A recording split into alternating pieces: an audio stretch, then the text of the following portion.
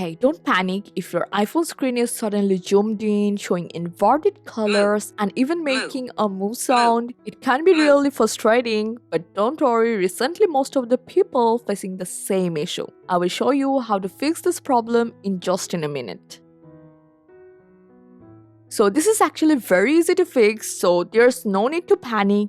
If your screen is zoomed in and you are stuck on the lock screen or home screen, first press the volume up button once, then volume down button once. After that, press and hold the power button until you see the Apple logo appears. So in many cases, this forced restart fixes the zoom issue.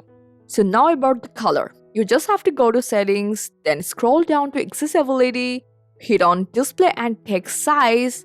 From here, make sure classic invert, smart invert, and color filters are turned off properly. And finally, you just have to go back to your home screen and then you just have to head over to the shortcut app, and here you will find this shortcut that are created.